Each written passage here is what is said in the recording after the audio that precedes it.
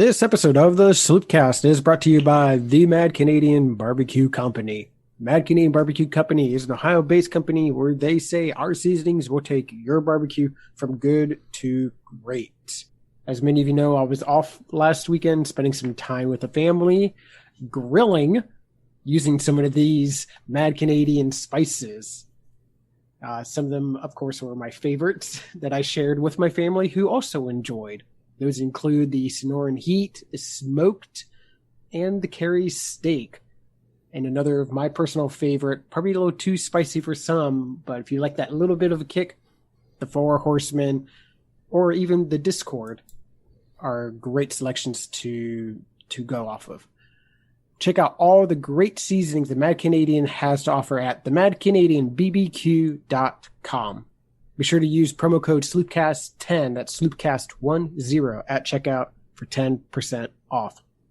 Mad Canadian Barbecue Company, where they have your butt covered. This episode of the Sloopcast also brought to you by Wolf's Ridge Brewing. I'm perusing the site right now, Kyle. It's the first time I've looked at the site this week. And I was incredibly happy to find out that the High Banks, which was one of my favorites, and I thought maybe just sort of phased out because it's a seasonal, but to my shock and surprise, here it is. It's an oat-based IPA. It's got notes of pineapple and orange in it. It's incredibly smooth. It's a great summer beer. I cannot more highly recommend the High Banks. It's one of my favorite ones. Wolfsford just put out, which is saying something. And then the Gold Standard is another one that I absolutely love. It's a very wheaty lager, potentially. One of the descriptions they put on the can is that it has notes of French bread, and that is shockingly accurate. One of my favorites from the new selection of Wolf's Ridge products. And you can find all of this at wolfsridgebrewing.com. That is wolfsridgebrewing.com. Get me home before I lose my mind. I need some space to let my tape rewind. Oh, oh, oh, oh, oh, oh,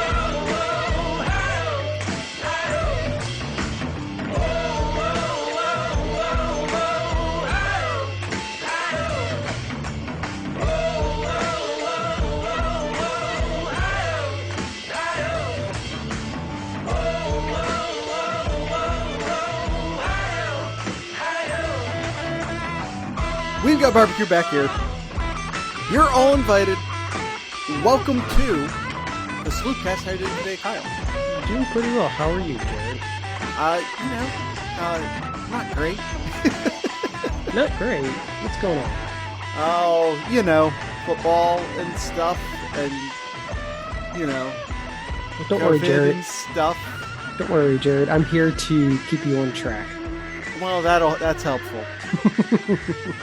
Because last week's episode, it was a trip. I wasn't gonna do an episode. Then I was like, yeah, screw it. Let's just do an episode real quick because I'll just do some Ask Sloopcast. It'll be fine. And then last week happened. It's not that it was bad. I don't think it was bad, but it's not necessarily my favorite thing to do the podcast by myself. But I did it for you, not you, Kyle, but you, the listeners. I did it for you. You also did it for yourself. I don't think that's true. All right. Kyle's just going to move on from that one. Yeah.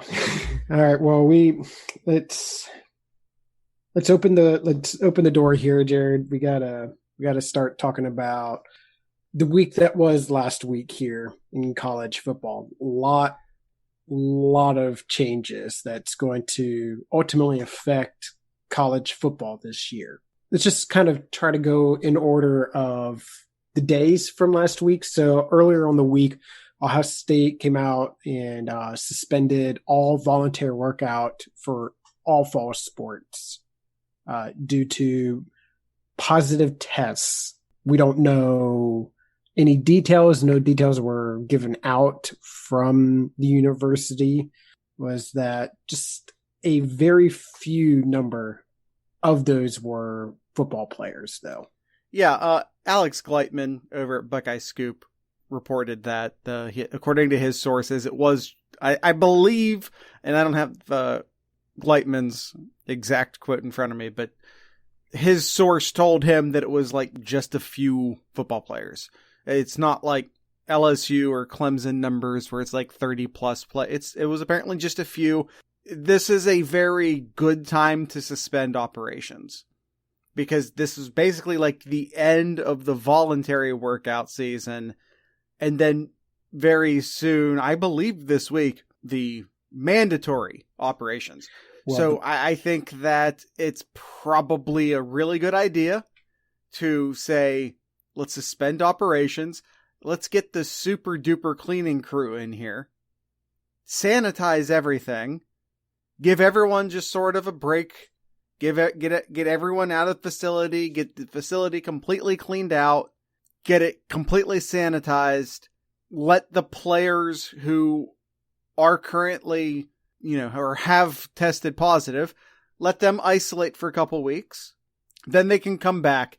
But I think it's a lot easier to keep your infection number at 0 when you're just sort of starting over at a very clean facility. The people were in there who had it, which means that the virus is in the facility potentially. So get everyone out, sanitize it, give it a little bit of time, then bring everyone back in. Mm-hmm. I think, though, I don't think it's next week, though. Well, technically it would be the end of next week. The 6-week period of prep is what I think Gene Smith said was originally supposed to start July 24th. I think so. That's when the initial mandatory camp would have started. But as we will get into this next section here, that might be pushed back even more, though. So let's go ahead and start with Gene Smith presser that happened just a few days ago. Gene Smith came out and talked about his concerns. And if anybody knows Gene Smith, he's always pretty optimistic on things. But when he came out and talked about everything that's going on, he wasn't the same Gene Smith that we all know him to be, though. So Gene Smith says he is really concerned. That is the question of the day. Very concerned. I was cautiously optimistic. I'm not even there now. I can't reiterate enough the fact that we might not play. We just might not. And I think that people need to understand that. I understand why he's saying what he's saying. He does need to prep people for the worst. I still don't see a scenario in which there is no college football. I mean, Ohio State has already come out, and this press conference took place after the announcement of, and you guys already know this, you don't need to hear this from us.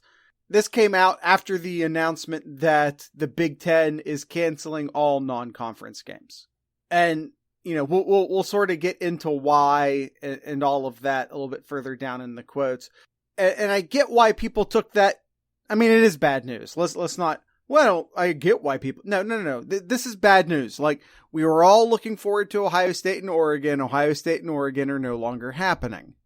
That sucks. But what this does look like is that the Big Ten is going to be doing everything they can, as will the other conferences, I'm sure, to ensure that there is actually a college football season. Is it going to be a extra stupid season? Yeah. Are there going to be a lot of things that don't make a lot of sense scheduling wise? Yep. Could Ohio State play a single team a couple times in the regular season? That's a possibility. You know what? I'll take that over no football games. And that's the thing. Like, Ohio State, the Big Ten, the other conferences are going to do what they can to make this an actual football season. Mm-hmm.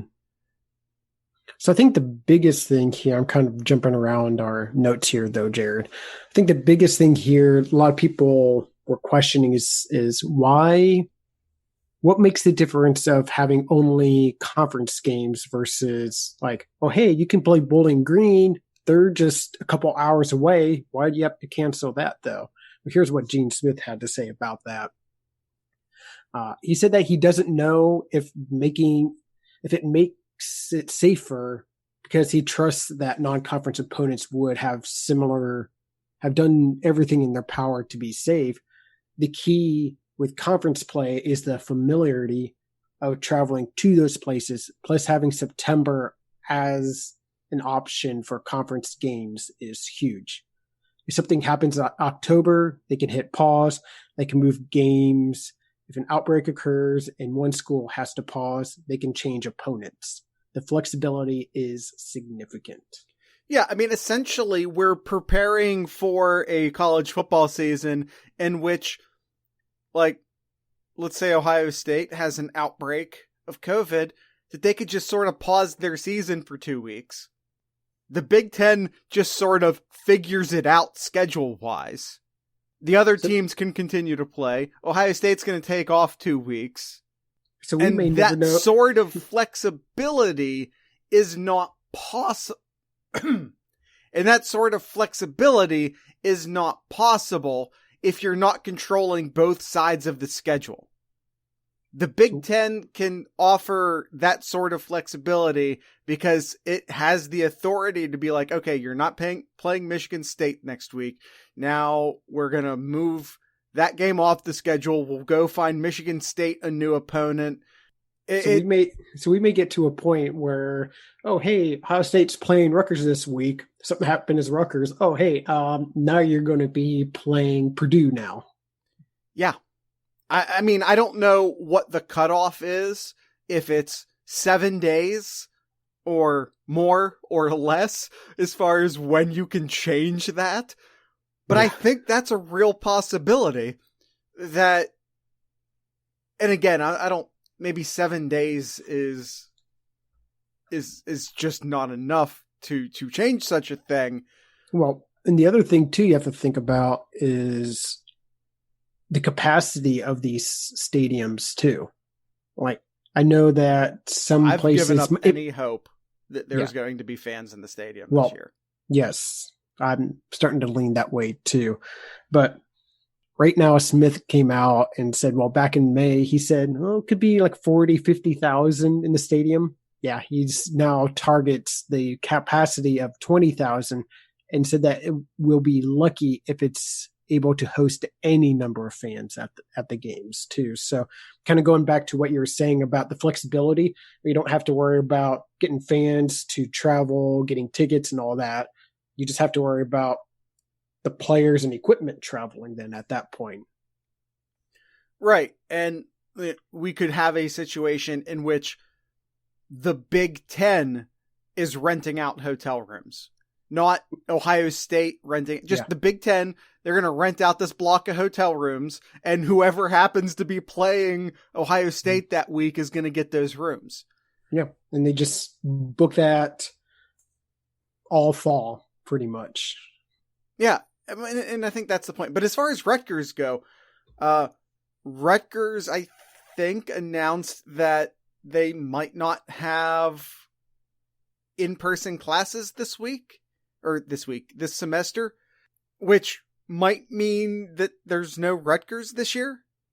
Because the thing we've been hearing from, and we'll see if they stick true to this, the thing we've been hearing all along is, if there aren't students on campus, then there aren't football players on campus, then there's no football. So if Rutgers, if they stick to there not being in-person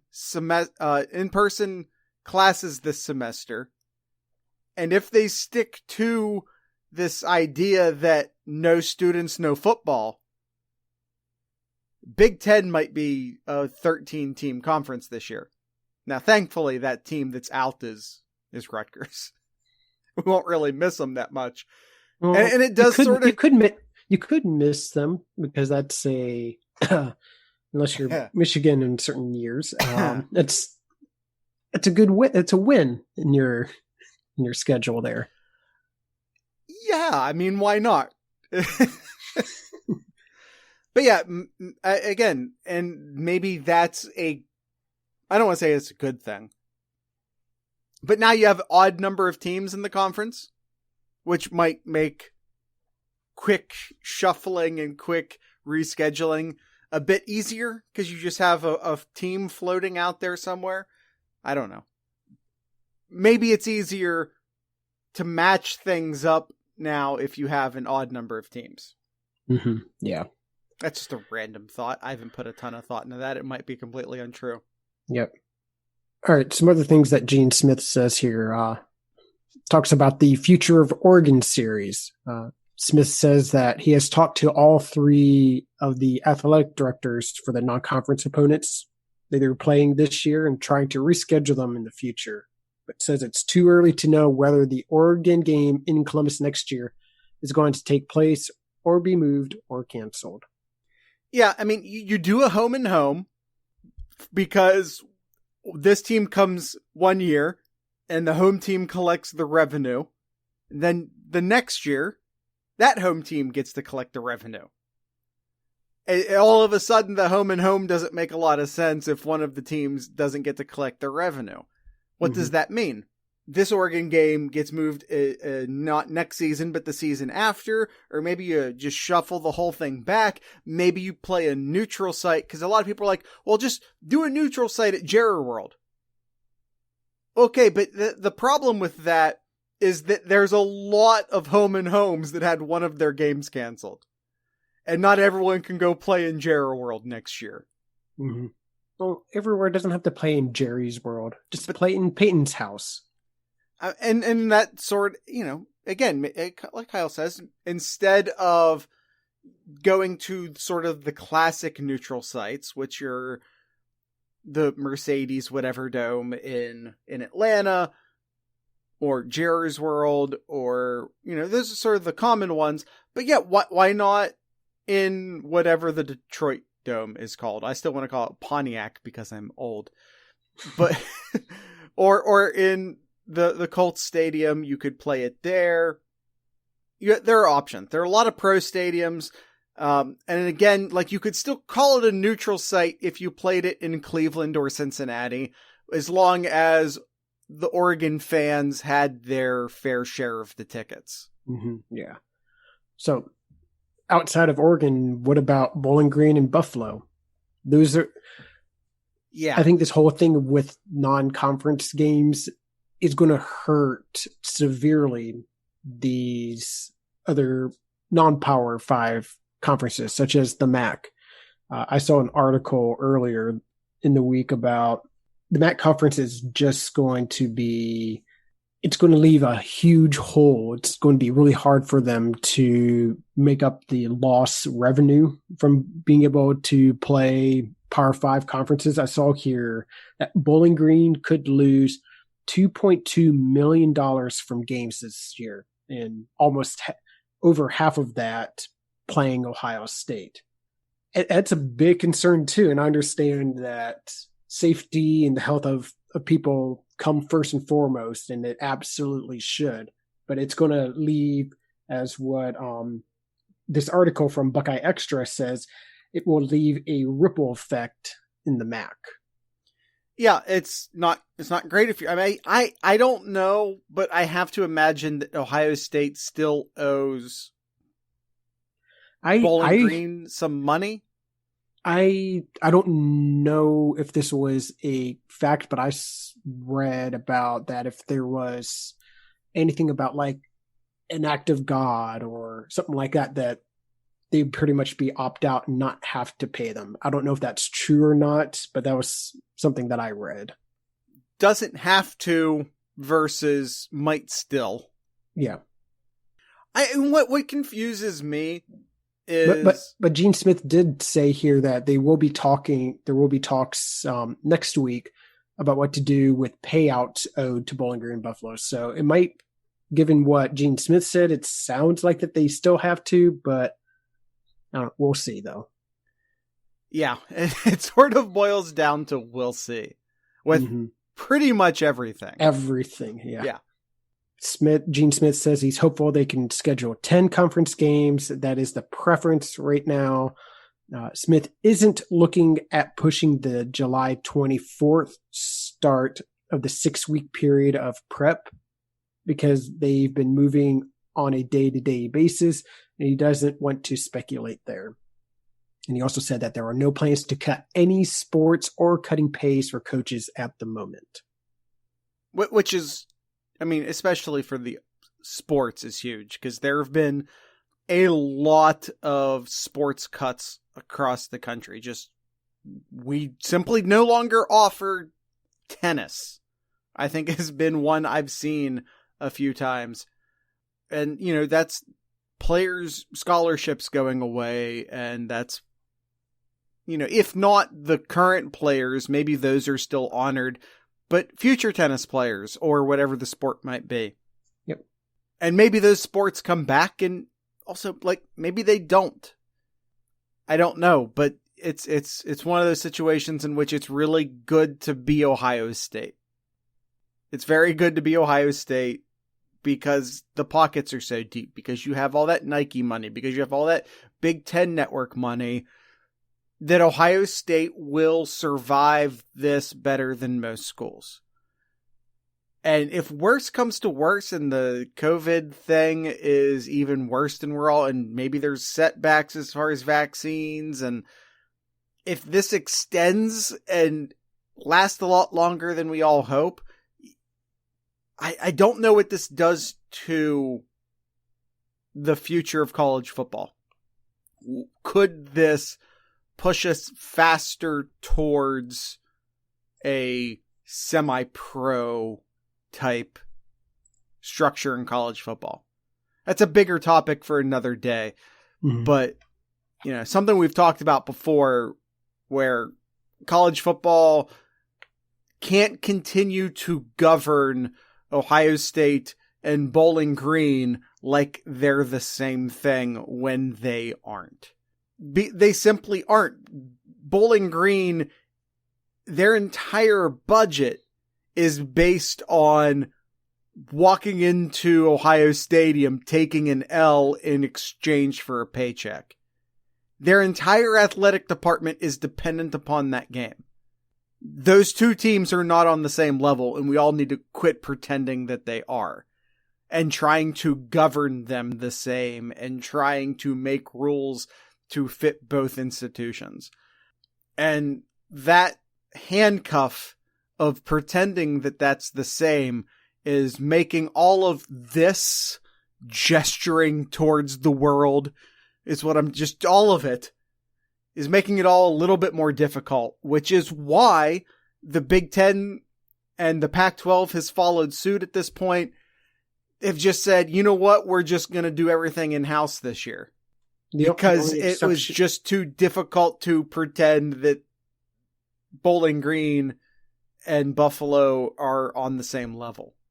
And I also think, kind of going along of pretending, Ivy League came out and said that they're going to play football in the spring. And a lot of people are all about, it looks like that college football might as well be playing all the games in the spring. Well, no. I don't think that's going to happen. It's not realistic. And the legend himself, Urban Meyer, came out and says, quote, no chance for college football season to happen in the spring. And here is why, coming from the man himself. Okay. When you play a long season and when you get to spring practice, when you play 2,000 competitive reps, your body is not ready for contact in 3 months or 2 months. It's not. I would not put those players in harm's way. So it's more of like a player's safety, more so than anything else, on why he thinks that having games in the spring is a good idea. It's one thing for first off, we don't have to pretend Ivy League is legitimately in a different subdivision. Yeah, AA. Are they AA or are they FCS? They're AA. Okay, not even, just a whole different division, not even a subdivision. They're just not, they're not the same. Let's go ahead and just let's include them in the conversation and then remove them from the conversation. They're not the same thing. You cannot have Ohio State, Big Boy, Big Ten, SEC football in the spring. It is simply not realistic, because then what? Are you going to play in the spring and then turn around and start the next season in September? No, you simply can't do that. From a player health standpoint, that is simply not realistic. And so what? Then you start the next season in November instead? Yeah. So you're looking at how many years does it take to get back on track? Yeah. So you look at playing games like February through March, or February through April, or March through May.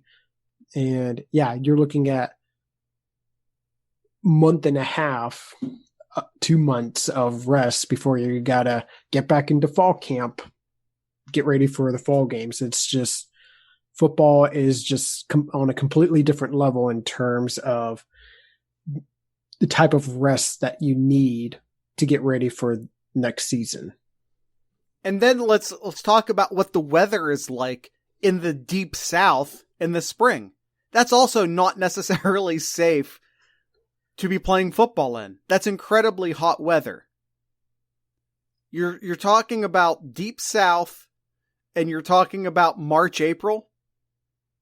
That's incredibly difficult weather to put pads on and compete in. And that's just when you're starting the season. The season then runs for a couple months. That's not optimum football weather. They play football in the semi-cold for a reason. And then, on the other side of that, if you then have to take the 2021 season and push it back a couple months, think about what happens in January and February in Big Ten country. Because those stadiums are not equipped with the same winterization stuff, let's just say stuff, that NFL stadiums are. Because they don't have to, because they don't play games in those stadiums past November. They don't play bowl games in those stadiums. They don't play the Big Ten championship game in those stadiums. They're not winterized to the point where you could just play games there in January. They don't have the field heated the way that NFL teams have the fields heated, so that they don't just turn into ice balls. They don't have all of the pipes just for the concession stands and for just normal operations. They don't have those, because it's an outdoor facility. It's really hard to stop water pipes from, do you Southerners know this? If you can't have exposed water pipes anytime past like December or January in the northern states. They freeze. Now you don't have water in your facility anymore. These stadiums aren't prepared for Big Ten region weather come January, February. And I will tell you too, in the springtime, at least here in North Carolina, it's terrible. Pollen everywhere. Can you imagine players trying to be outdoors, sweating and being outside for long periods of time when you're inhaling green pollen coming down on you? That's not going to be fun. Yeah, I mean, and they can do stuff to remedy that, but practice is one thing, because they practice in the spring, but practice is one thing and a game is another. And I don't see it being feasible playing. I don't see it being safe. I don't see it being feasible to be playing spring football. Yeah. And that's just considering that season. And then let's also take into consideration, if you're a guaranteed first round draft pick, are you playing spring football? Because that's when the draft is happening. Yep. And the NFL can move the draft, but they can only move it back so far. Then you have to get prepared for the draft. So now if you're a senior or a player who's planning on leaving after this season, if you're Justin Fields, you're going to start your season in March, end it in June. The NFL season and camps and all of that would be starting a couple months later. When do you fit the combine, the draft, even if the NFL played ball and moved all of their stuff around as well? And that's an if, and they might, but that's still an if. How many top-notch players, and I'm not just talking about the Lawrence and Fields of the world. I'm talking even guys like Wyatt Davis or Sean Wade. I'm talking anyone who has their eyes on being a top 3, a top 3rd round pick type guy. They're just not going to play spring football. They're just going to opt out. And they should, by the way. And they absolutely should. It's not realistic. The other Power 5 conferences here have come out and, well, we already mentioned the Pac-12 already following suit with the Big Ten, doing conference-only games. The SEC has commissioners come out and said he is high to very high concerned about playing this fall. And the ACC and the Big 12 are going to be making their rulings in late July. But from everything that I've been reading here, it sounds like they're going to be following suit to what the Big 10 and the Pac-12 have already done. I fully anticipate every single conference will use the model. And by the way, I also, let me finish that sentence. We'll use the model put out by the Big 10. Furthermore, I don't think I don't think that the Big 10 made this decision in a bubble. No. I think that they were simply the first to announce it. That's it. I think that it's almost dishonest to say, well, the Big 10 made this decision and now everyone's going to copy them. There have been a lot of conversations between the different conference commissioners. Ohio State was simply I did it again. The Big 10 was simply the first to announce it. You know what you can't copy? Jared giving me this thinking face here. Like, Not thinking. It's more of I see what you're doing and go ahead and do it. Can't copy or mimic the seasonings that are over at the Mad Canadian Barbecue Company.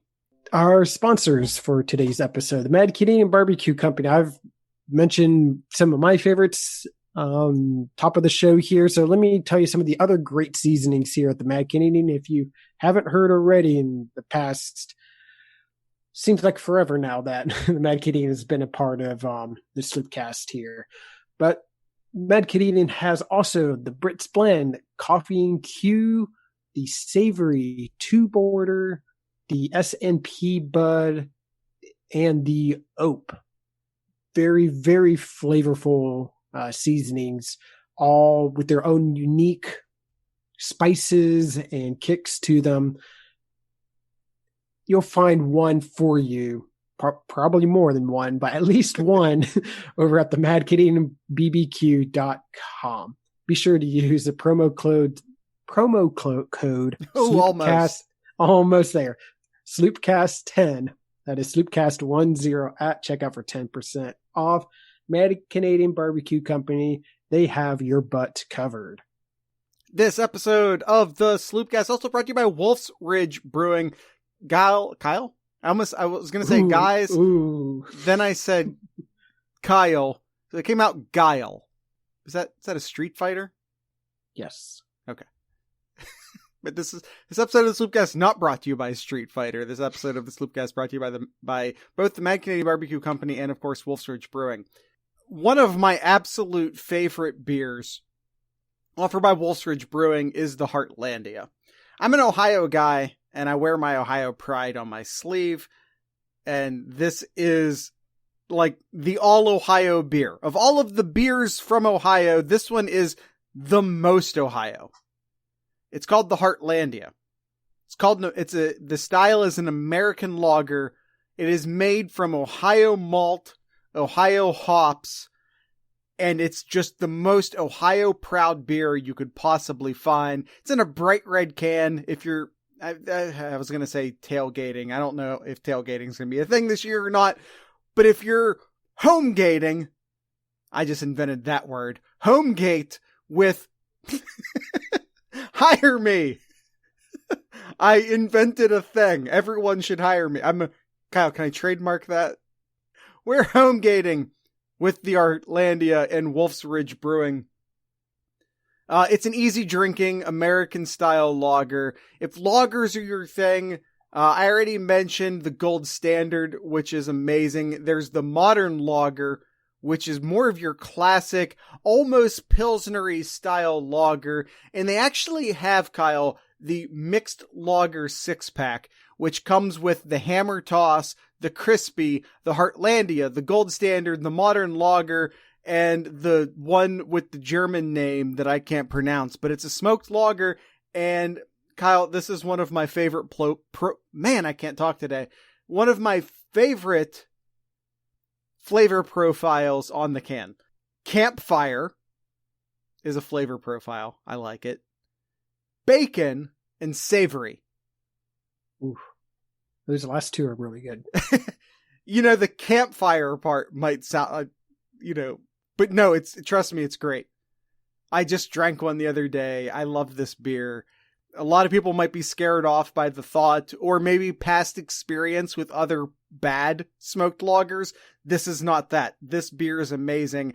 I don't like any other smoked lager I've ever had except this one. But anyway, you can at least see it for yourself. It's in a maroon can. And again, it's the one that has the flavor profile of bacon. Can you go wrong with that? You can't go wrong with that. wolfsridgebrewing.com. You can find all of this and more at wolfsridgebrewing.com. All right, Jared, I believe we have some Ask Sloopcast questions here that we must answer. Of course, we must answer them.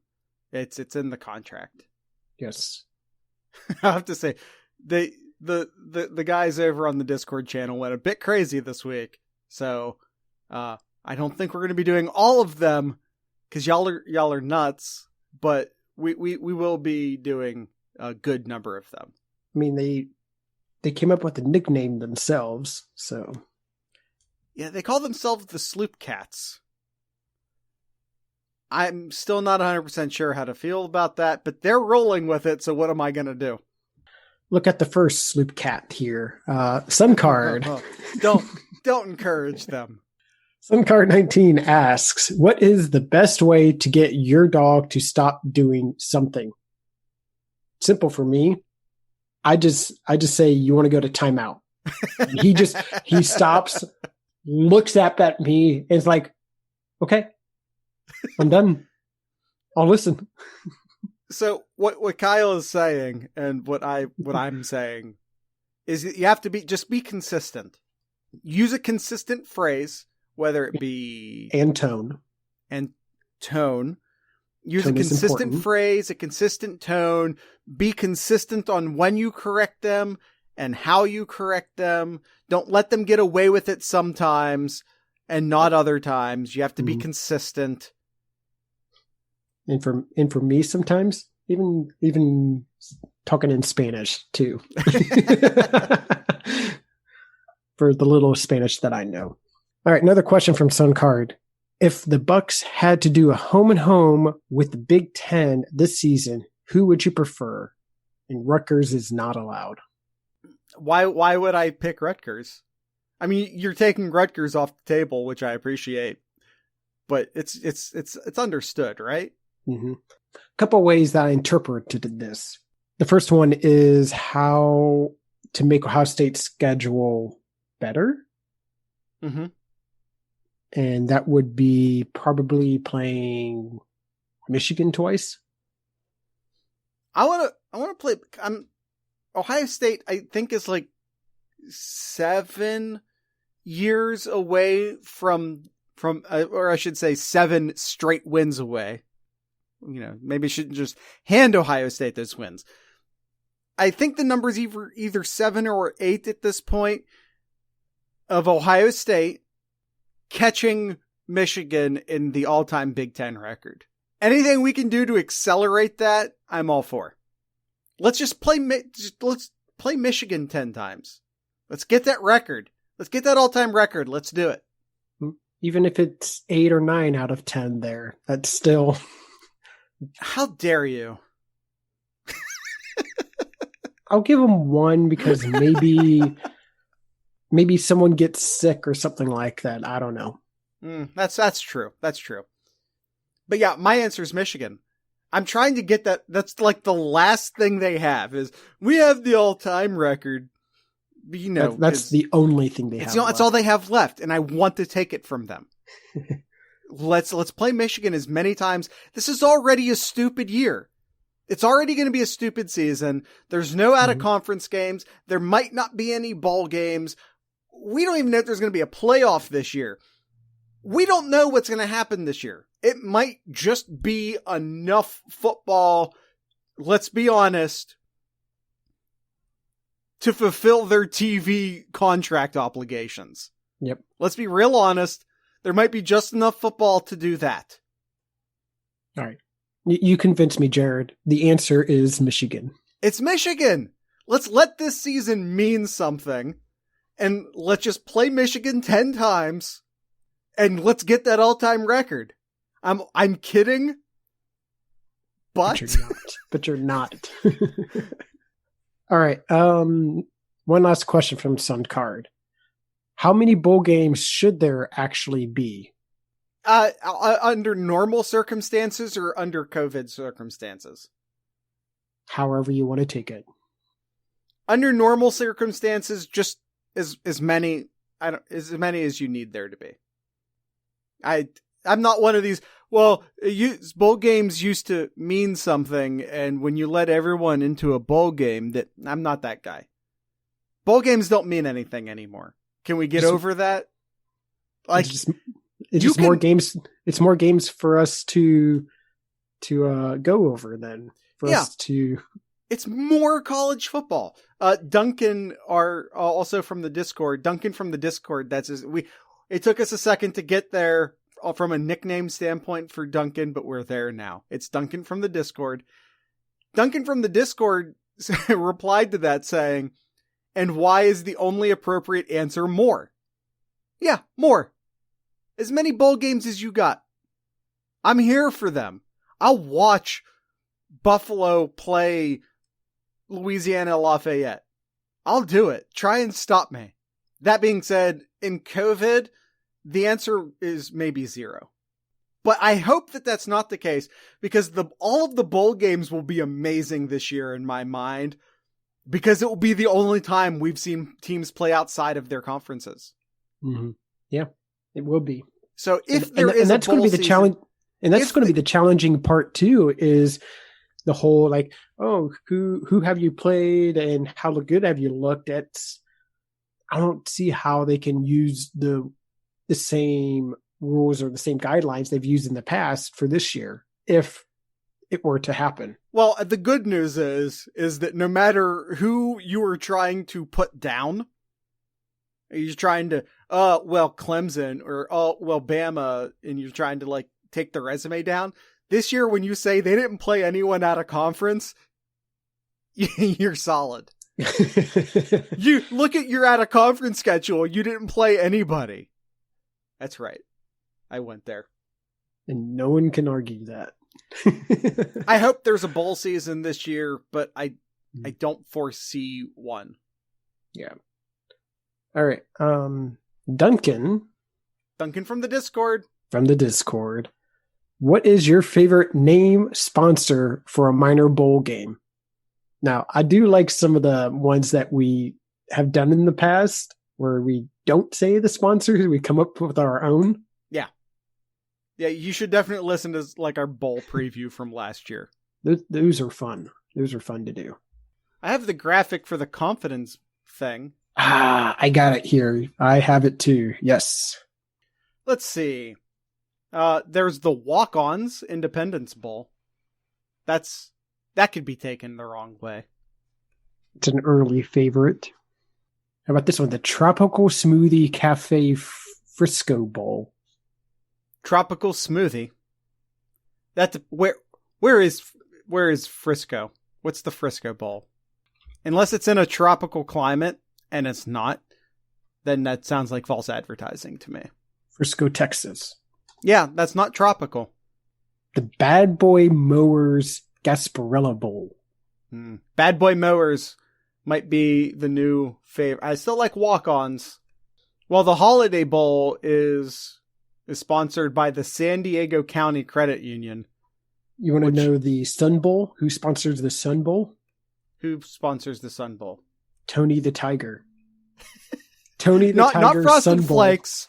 Not Kellogg's. Tony the Tiger himself. Tony the Tiger Sun Bowl. I kind of like the Cheez-It Bowl. That's funny to me. And I don't know if there's any other ones that are particularly funny. Oh, we may have forgot the best one, Kyle. Mm-hmm. The famous Idaho potato. Yes. I don't know if that's a sponsor or not. Was that done by is that being done by the Potato Council of Idaho? Mm-hmm. I believe so. Or is it just well, we're Idaho. What else would we call our bowl game? This comes from Austin Formation. With conference only, make the case for a 1-year expanded playoff. How many teams? How do you seed home field bowl games? I think an expanded playoff would be fantastic. A, because I don't know that there's going to be expanded playoff because I don't know that there's going to be bowl games. I think that just depends upon where we are health-wise. I think we should keep that open as a possibility. Again, because even if we're doing well as a country from a COVID standpoint, you still maybe just are going to keep people out, keep the audience out, so you don't have to worry about fan travel and all of that. Maybe you could, in that case, do an expanded, because you don't have any cross-conference play. It makes a lot of sense from a football standpoint, from a sports standpoint, because we've seen the NBA and the NHL do expanded playoffs, and that made a lot of sense for them. Does it make a lot of sense for college football? And I think that just depends on where we are from a national COVID standpoint. I would say for this year, you expand it to 6 teams, champions of every conference, and then 1 play-in for a non-power 5. Wild card, you mean? No, for a non-power 5. Well, no, it's just you said play-in. Well, I think you meant to say wild card. I meant, yeah. And that adds extra steam to being either the first or second ranked team because you get a bye. I'm still just a fan of the 8. I think 8 makes too much sense. It does, especially if conference championship games are played, because if conference championship games are played, then that expands that out. And if you auto bid, 8 makes the most sense to me. Okay.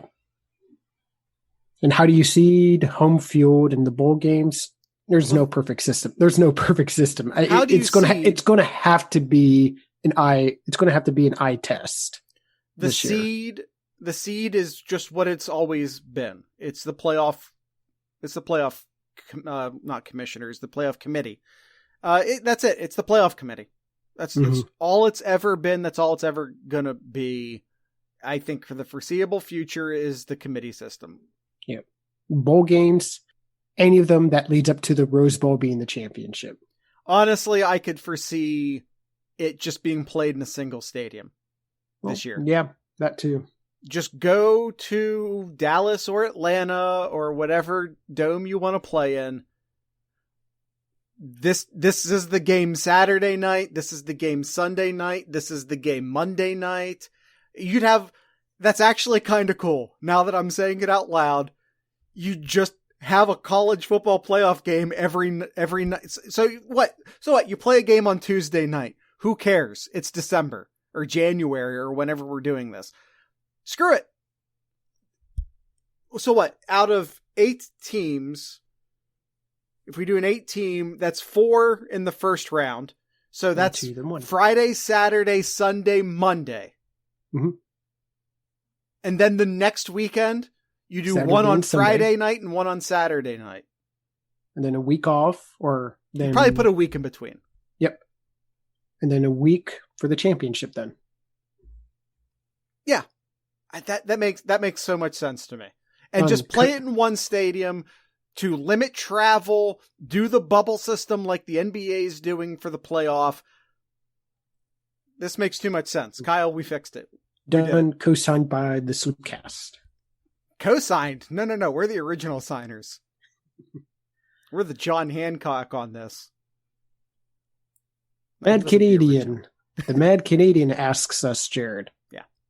If the Discord or the Sloopcats were the Big Ten East, what team would each Patreon member be? And no repeats. Well, let's keep it to the Discord, guys. Mm-hmm. Each Discord member is a member of the Big Ten East. Mm-hmm. I'm Ohio State. Dibs. I called dibs. You can't do anything about it.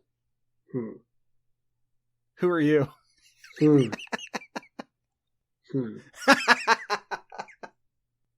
can't do this question because everyone wants to be Ohio State. I can't make anyone Michigan. My first instincts was like Sparty or Penn State, but with especially everything going on with each one too, when regarding to sexual abuse and all that. Well, let's be real clear. Ohio State has their own track record. Yeah, that too. I'll just go with Sparty. They have some of the clean uniforms, so I'll go with Sparty. All right, I'm ending it here. Sorry, Mad Canadian, but I can't make one of you Michigan. I can't make one of you Rutgers. Like, I can't just insult people like that.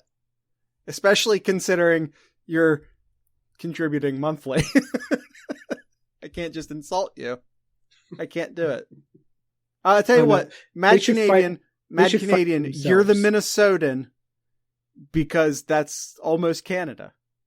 What's the difference between Canada and Minnesota? I don't think there is one. Minnesota's not even the East. Quit poking holes in my jokes. If anybody's closest to Canada, it's Michigan. Yeah, but once again, I can't call him. He's a paying sponsor. I can't call him Michigan. Hey, I think the one that everybody leaves out, I guess would be okay with, would be the Hoosiers. Don't ever call me a Hoosier. All right, so I guess we're not answering that one. Nope. Next question.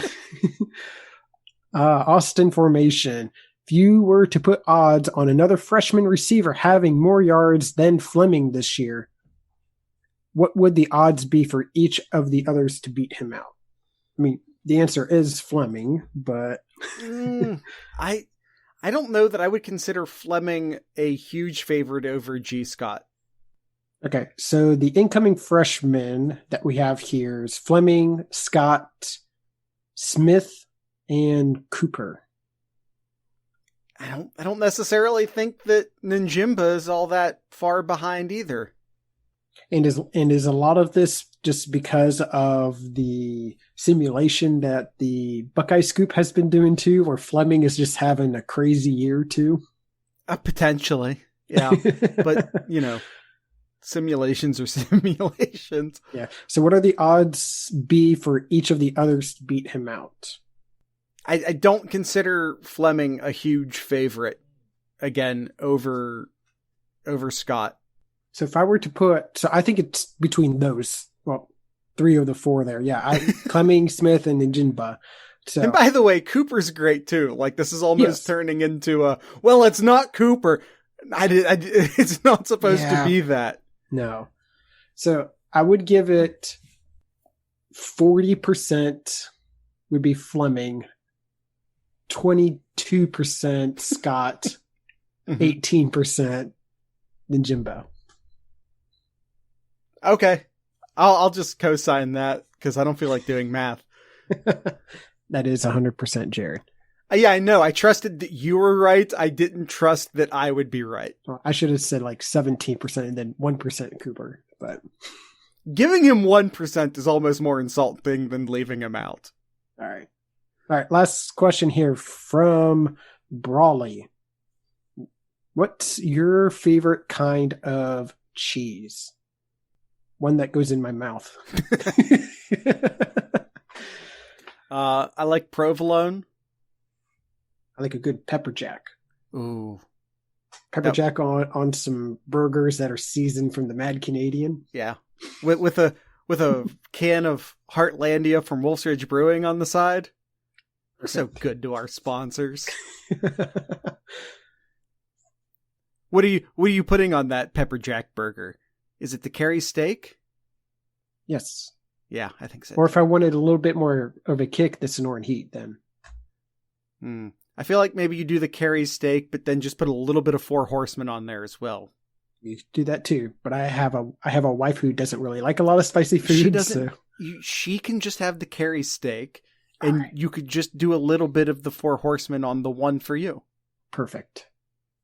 Then put some bacon on it, some lettuce, and some guacamole on it.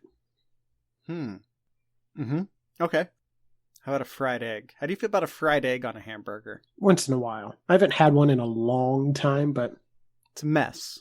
That could change next weekend. We could do that. All right. I think that is the end of today's episode. Kyle has a few things for Kyle's Corner, so I will talk quickly.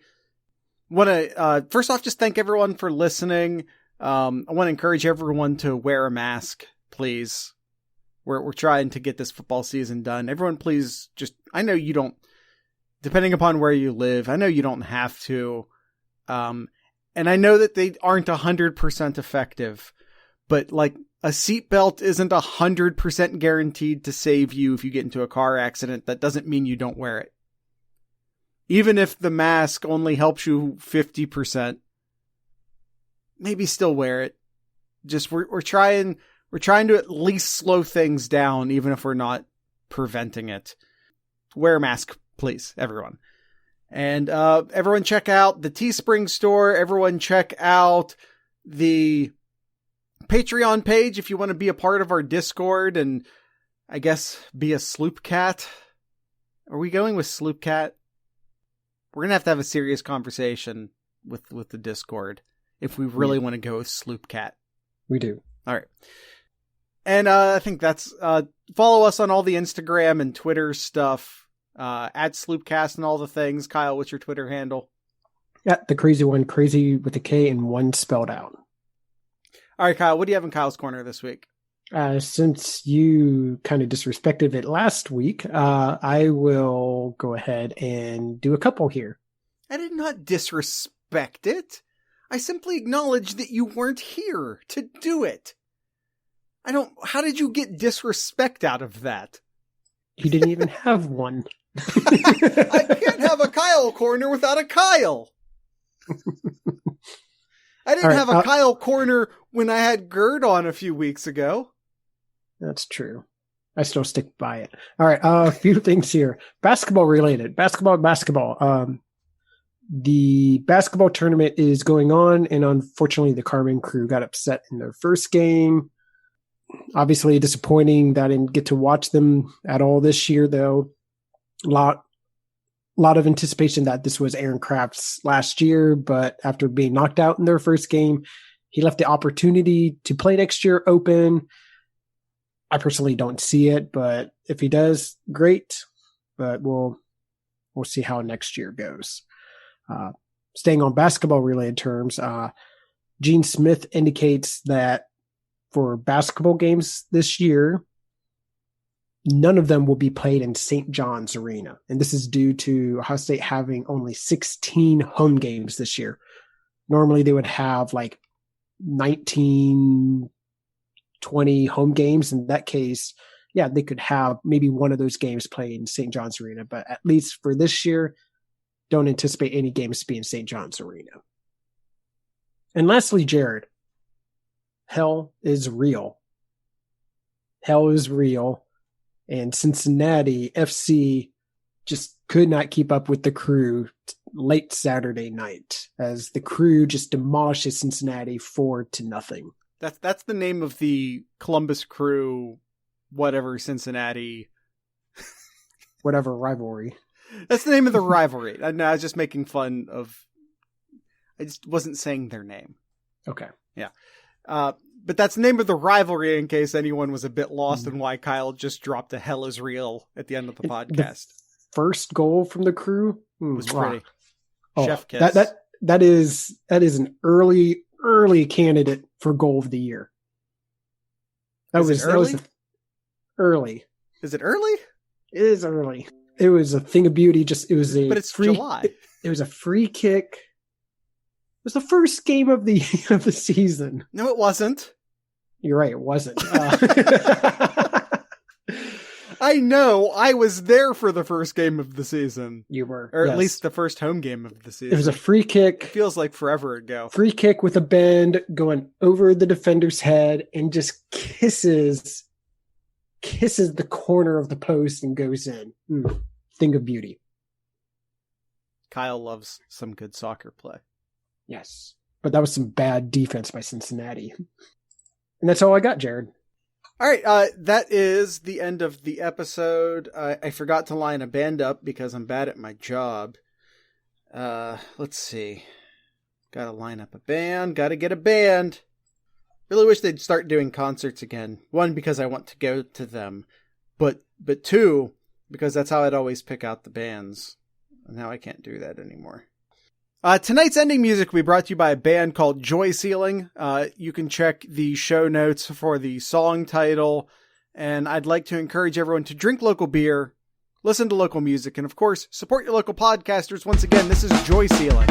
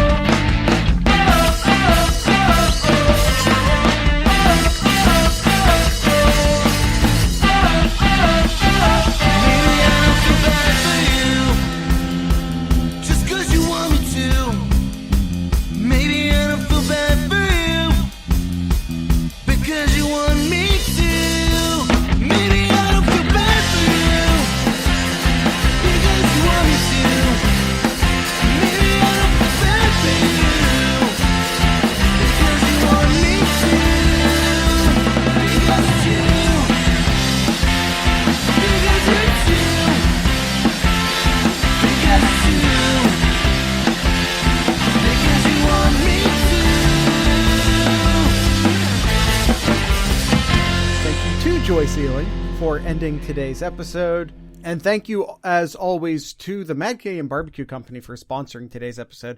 Kyle, you know what I had for breakfast this morning? Eggs. You know what I put on my eggs? The 2-border. It's a perfect egg seasoning, in my opinion. It's a little bit spicy. It's not too spicy. It's a little bit spicy. It's got some maple in there. So you get, because it was also sausage. So yeah, get a little bit of maple in there, which goes great with the sausage. Get some salt in there. Get some pepper in there, although it's not black pepper, it's red pepper. So, but it's different, but it's still great. And it's one of my favorite thing to put on eggs is the two border. Let's see, which other one have we not talked about in a second? Savory. I actually have some chicken in the fridge right now, just sort of soaking in some savory. I'll probably end up cooking that today. I'm pretty excited about that. The savory is great if you're someone who likes to do like a pulled pork or a pulled chicken, or just looking for something new, something a little bit different to be putting on your chicken. The savory, I think, is a fantastic option. The Brits blend, it's fantastic in your salsa. It's fantastic in your chili. It's fantastic on anything you're maybe trying to southwest up a bit. Kyle, if you're doing a guacamole burger, you might want to consider doing the Brits blend. That might go great on a guacamole burger.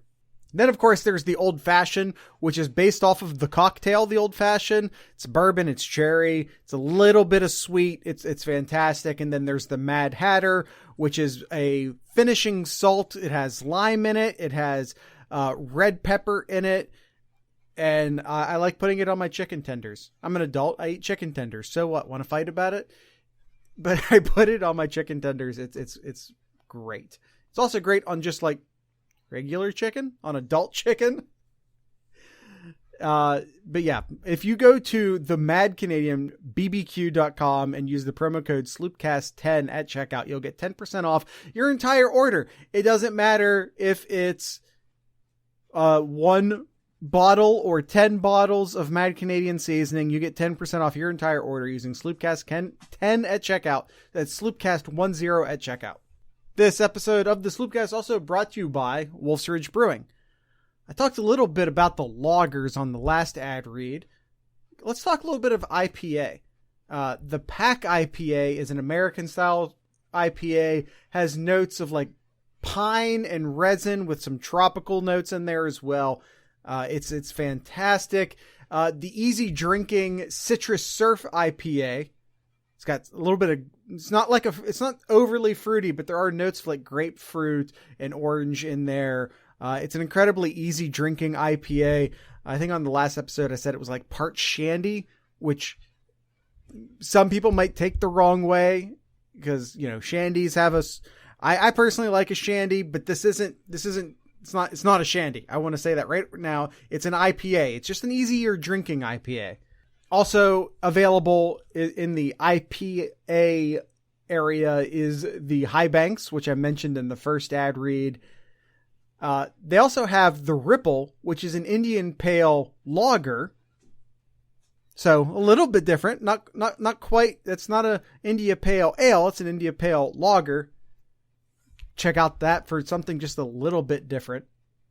And then they have the Oh Yeah, or excuse me, I combine the two. The Oh Hell Yeah, which is a double IPA, and the Yeah Mate, which is their hazy IPA. Those are available in the tall cans. Those two are. And again, if you're still thinking about breakfast, like maybe I'm still thinking about breakfast right now, there's the Cinnamon Toast Brunch. It's not an IPA. I just saw it and it made me think of cinnamon, and I like cinnamon. That's all that was. All of this and more can be found at wolfsridgebrewing.com. That is wolfsridgebrewing.com.